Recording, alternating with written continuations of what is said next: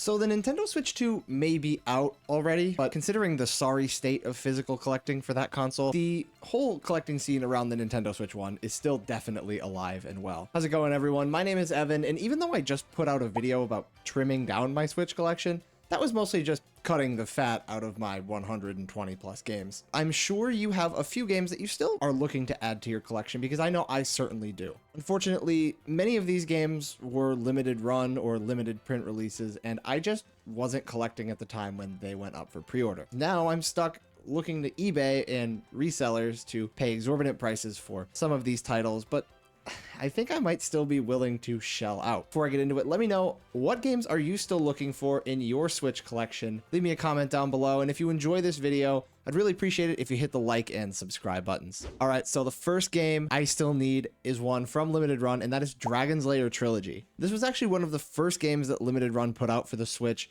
and Dragon's Lair just has a very special place in my heart. As a game, it's not really that deep, and the package of Dragon's Lair Trilogy, you can really just play through it or watch it in probably a half an hour, but it's very personal and very nostalgic for me with Dragon's Lair. If you're not familiar with Dragon's Lair, it's basically a full motion video game with a bunch of QuickTime events. It was made by the same guy who made Secret of Nim, Don Bluth, and it blew up arcades around the same time as Pac-Man. There's not much gameplay here, but it is really nice to look at. Maybe when I was about 12 years old, I watched a video on Dragon's Lair on YouTube and I became obsessed with the game. I thought it was the coolest thing ever. But back in 2010, Dragon's Lair was not the most accessible game ever. There was rumors of a DS version, but I actually needed to get a DVD trilogy of this. So like I actually played it on a DVD player. And depending on the DVD player, it was either okay with like slight loading times between each move, to being so bad it was completely choppy and unplayable. But despite all that, I played the hell out of Dragon's Lair. As like a 12-year-old kid, I could actually walk into an arcade and beat that game. That's how familiar I was with the first Dragon's Lair. Space Ace, I played through it a couple times. I wasn't as huge on it.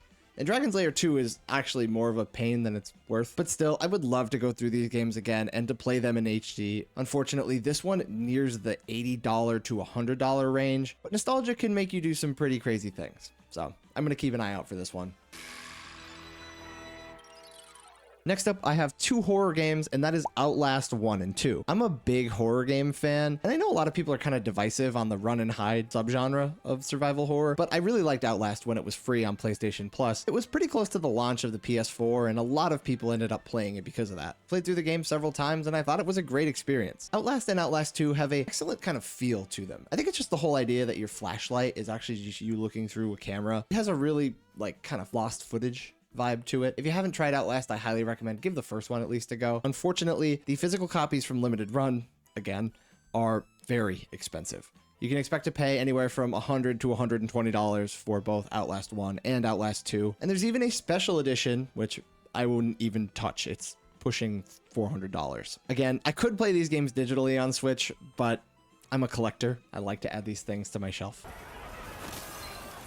But moving on, the next game I need is not just one game, it's several games, and it's all in an effort to finish a quest I set out on a couple years ago. You see, it's the rest of the Final Fantasy set on Switch. I have the Pixel remasters, Final Fantasy IX and Final Fantasy XII. Ooh, wait, I'm actually forgetting one. I also have Crisis Core, which I forgot I had, but I do. It didn't start with an F, so I didn't think to grab it off the shelf. I have beaten this one. The other ones I haven't beaten.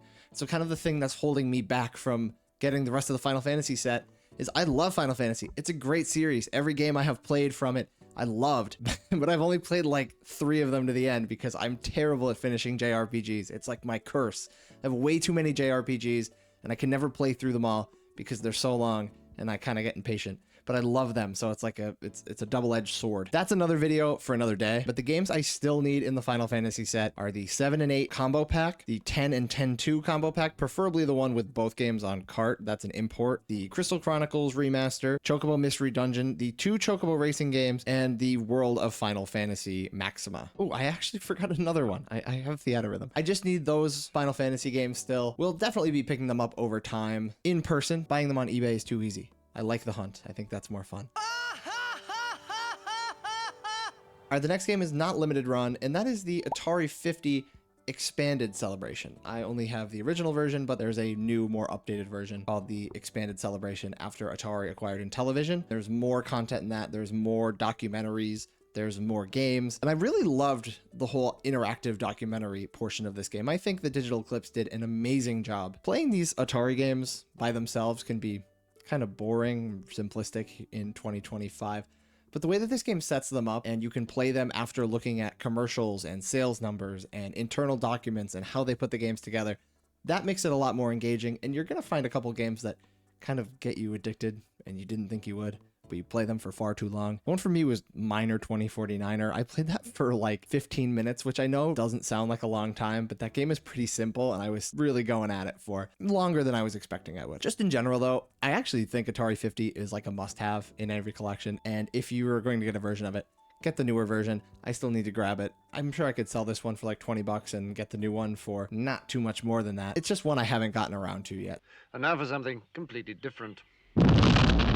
All right, going back into the weird category and the full motion video game category, this is Night Trap, the game that shouldn't exist on a Nintendo console. Originally on the Sega CD, there are 2 more Sega CD full motion video, technically they're by Digital Pictures, that have been ported to the Switch, and those are Corpse Killer and Double Switch. I don't know, I just have a weird fascination with these early CD FMV games. I have Corpse Killer digitally, and that game is terrible. It is so bad, but it's just a spectacle. It's so much fun to play it and show people and be like, yeah, this is what games used to look like. It is just awful, awful stuff. Sometimes I wonder why I do this to myself, that I want these terrible games in my collection. But I do, and it's my money, so I could spend it how I want, I guess. Both of these releases are from Limited Run. They each carry like $35 to $45 price tags on eBay, so not too bad, but just not ones I'm trying to rush in and get. Again, I don't like buying these games on eBay. I prefer to find them in person, and I'm okay with waiting for a while to find something that I am looking to buy, especially when it's Corpse Killer and Double Switch. Sega CD on the Nintendo Switch. Who would have thought it would be a thing? But it is, and I'm trying to have it in my collection, at least at some point. Hi, my name is Eddie. I need your help. Doom has been a pretty well-represented franchise on the Switch. Unfortunately, many of these releases have been published by Limited Run, and they came out with one more recently, and that is Doom 1+2. Now you may be thinking, doesn't the Doom Classics Collection exist? Well, first off, this is a horrible release. It just has aged awfully. 90% of the copies of this game have DRM run at 30 frames a second with slowed down music, bad ports overall. They've since updated the games, and they even came out with a brand new version of Doom 1 plus Doom 2 in a single piece of software, which has replaced the old ports of Doom 1 and Doom 2 on modern consoles. You still need this to play Doom 3 though, so you might need it if you want Doom 3. Earlier this year, Limited Run did a physical print of Doom 1 plus Doom 2. I just didn't spring to buy it. I figure VGP and PNP will have it when it actually gets sent out to everybody. Who knows when that's going to be. You know how Limited Run is. And I think that's just my thing with Limited Run, right? I just don't want to wait. I don't want to put my money down and just have to wait so long, especially when it's becoming way more common for these partner stores to get them a couple months after the game comes out. And to be honest, Doom 1+2 isn't exactly a game I'm dying to get. I don't really go back and play Doom 1 and 2 that much anymore, but for completionism's sake, I kind of do want to add it to my collection. It's pretty much the only reason I have Doom 64 as well. Shut up and take my money! And last year, this game is a little bit of a long shot acquisition, and it's also a collector's edition of a game I already have, and that's Octopath Traveler 2. If you haven't played Octopath 2, it is a fantastic RPG. One of the best I've ever played. It actually really ranks up there with some of my favorites with the Personas and Final Fantasy VII. This one is excellent. Excellent game.